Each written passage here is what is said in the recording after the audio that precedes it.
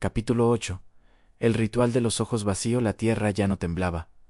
Ahora respiraba. Con cada inhalación profunda, casi como un suspiro, las raíces subterráneas se hinchaban, levantando los adoquines centenarios, agrietando paredes y abrazando los árboles hasta convertirlos en estatuas de madera negra y retorcida. En el pueblo cercano, algo extraño había ocurrido. La gente dejó de hablar, simplemente caminaban en un silencio denso y pesado, con los ojos cerrados, como si hubieran llegado a la conclusión unánime de que ver era un error. De sus bocas, sin embargo, surgían susurros, frases en el idioma imposible del manuscrito, un lenguaje que ninguno de ellos había aprendido jamás. No necesitaban aprenderlo.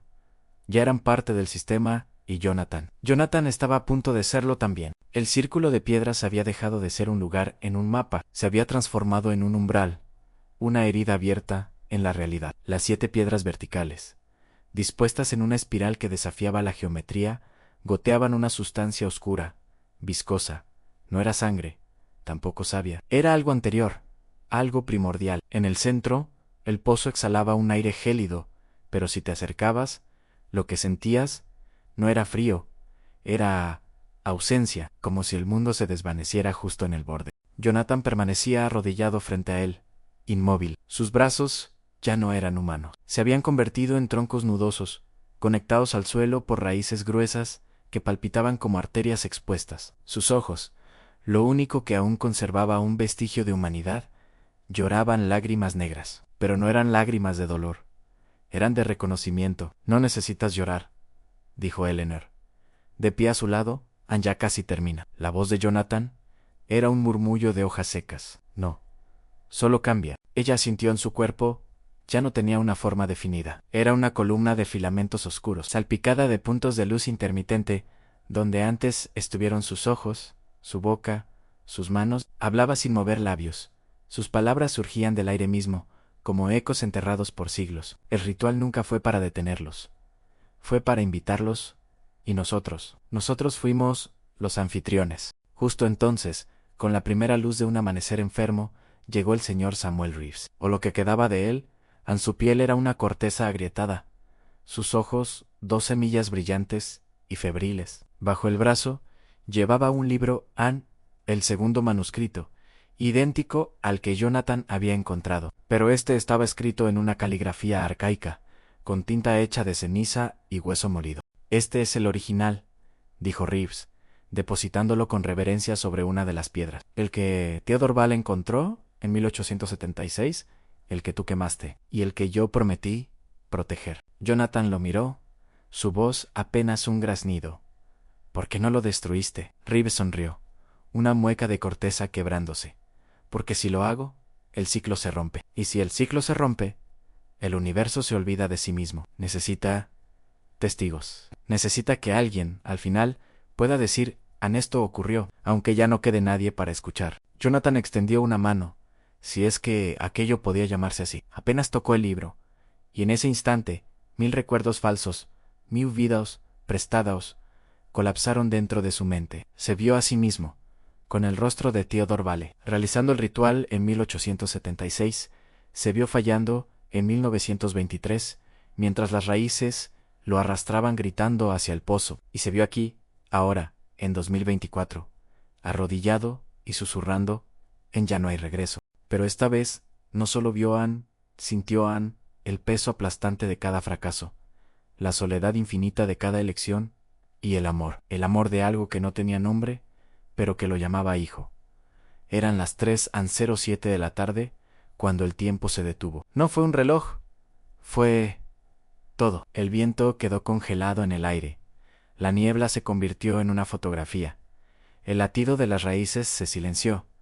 Incluso, el zumbido subterráneo cesó, solo quedó el pozo, y su respiración lenta, profunda, cósmica. Fue entonces cuando apareció. El profesor Alan Marsh caminó hacia el círculo, intacto, sin raíces ni distorsión alguna.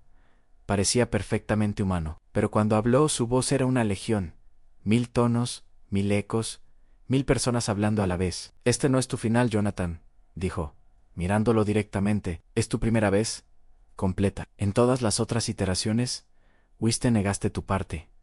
Quemaste el libro creyendo que ganabas Pero ahora, estás listo para recordar.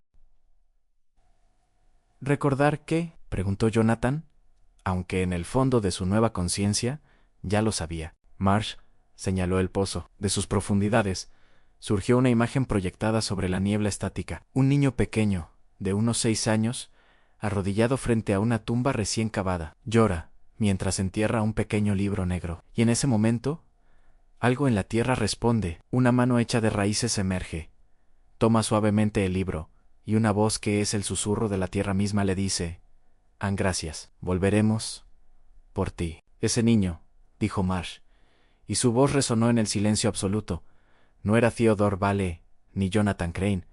Era el primero, el que inició el ciclo, el que, al enterrar el manuscrito, en realidad lo plantó, y ahora, Jonathan, tú eres la cosecha. Jonathan se puso de pie, o más bien, se irguió. Sus piernas ya no eran piernas, eran columnas de materia orgánica, fusionadas con la red que palpitaba bajo el mundo entero. Sentía el pulso del sistema en cada una de sus células, y de pronto sabía cosas que no podía explicar con palabras. Sabía cómo se forman las estrellas en el vientre de la Tierra. Comprendía por qué el tiempo es un círculo, no una línea recta, y entendía que el universo no odia ni aman simplemente.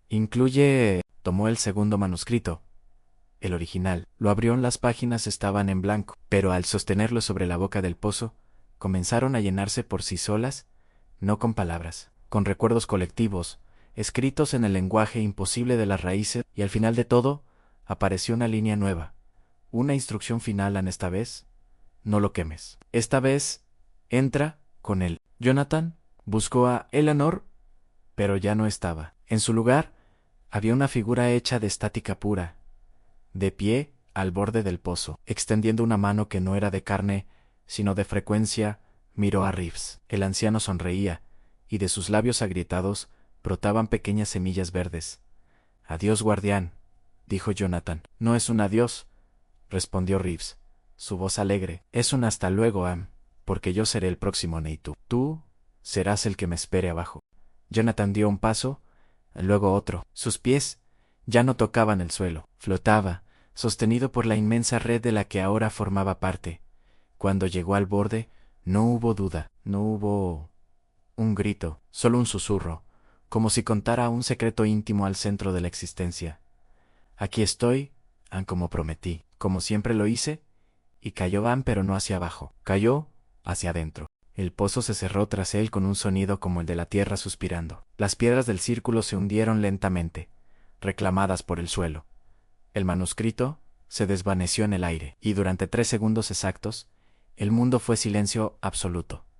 Luego, el viento regresó. Pero ahora traía consigo una canción, una melodía sin instrumentos, hecha de susurros, de estática y de latidos de un corazón planetario. Y en las casas del pueblo, uno por uno, los habitantes abrieron los ojos. Todos tenían las pupilas completamente negras, y todos, sin excepción, sonreían. Gracias por acompañarme en este viaje. Si estas historias que exploran los límites de la realidad te intrigan, no olvides suscribirte y activar las notificaciones. Hay muchos más ciclos por descubrir. Hasta la próxima. Hasta la próxima.